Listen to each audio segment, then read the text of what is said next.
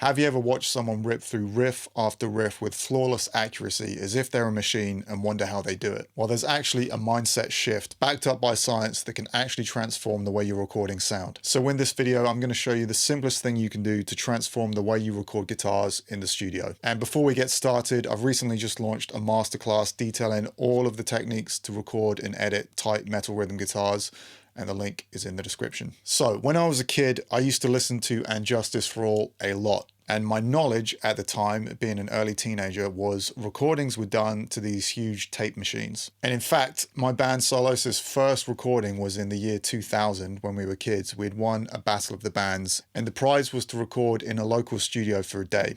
And we were recording onto ADAT tapes, which is essentially like a VHS tape, but for audio. And although people had been using computers to record to in the studio in the 90s, it wasn't as common knowledge. For someone like me, anytime I saw a recording studio in a movie, a music documentary, or on TV, it was always this massive tape machine with these 12-inch reels of tape. So coming back to And Justice for All, my naive assumption was that the guitars for that record would have been recorded to tape, playing the songs through all in one go, and I was completely unaware that you could punch in or edit tape. So for me to try and achieve the same level of tightness as In Justice for All when recording to my tape 4-track recorder at home, this meant I had to put in a lot of attention to detail in the way that I played, my timing, controlling any left-hand scuffs, or just trying to control the excessive amount of gain I had coming from my PV Studio Pro combo amp. And another record I used to listen to a lot when I was a young teenager was Demanufactured by Fear Factory, which again has insanely tight guitars, and I recently messaged Dino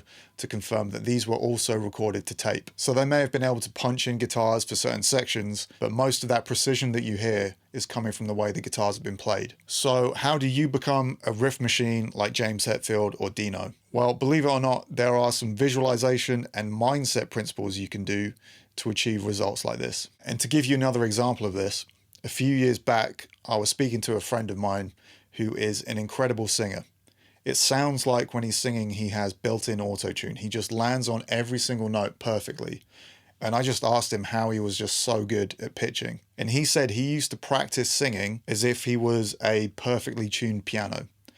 There was no in-between notes, he would just visualize hitting every note perfectly and just landing on it. And he'd be really thinking about his voice as if it was a piano. And I started to do this, and I noticed my pitching got better when practicing singing and just landing on pitch correctly, just by trying to think about it and thinking as if I was a piano, as ridiculous as that sounds. And this reminded me of something that I've done in my 20 plus years of producing and recording guitars. When I've been in the studio recording another guitarist and their down picking is inconsistent, or their playing is just not good enough, or we've spent an entire day tracking one song and they're just losing focus, I've said to the guitarist, usually in a state of being quite frustrated myself because I don't have much patience, right, for this next take, imagine you have a bionic arm and you're going to play this as if you're a machine.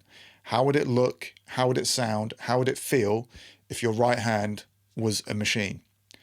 And every single time I've done this in the studio, without fail, it has got a much tighter performance out of the guitarist, at least 10% better than it was previously. Now, for the record, just saying, imagine you're a machine is not going to transform a beginner into a pro in seconds. But this mindset shift does bring more focus, and it's similar to when you're in the gym and people talk about that mind-muscle connection. And my wife happens to be a psychologist, so I spoke to her about this, and she said there are countless studies saying that this kind of thing works, obviously in other areas that aren't necessarily tracking guitars. And she was throwing out terms like embodiment cognition, behavioral priming, motor imagery, and all kinds of other terms that I don't fully understand.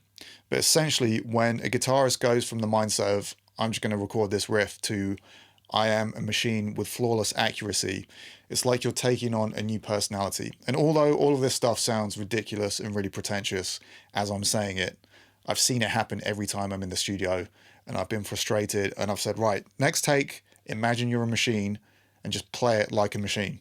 And it always works. Now, for the record, I think it's great to sound like a human in your guitar recordings, but I think if you can aim for machine-like precision without relying on studio trickery, editing the hell out of your guitars and trying to achieve those results in a natural way, especially if you're recording tight modern metal, I think aiming to sound like a machine is always a good thing. And Dimebag from Pantera is a good example of someone who would be able to switch on that machine-like precision for certain sections, and then the next riff switch to some kind of like slurred, drunken thing. It's just really good to have the ability to sound like a machine if you want to. And I think a lot of players and producers really underestimate the amount of time that should be spent tracking guitars.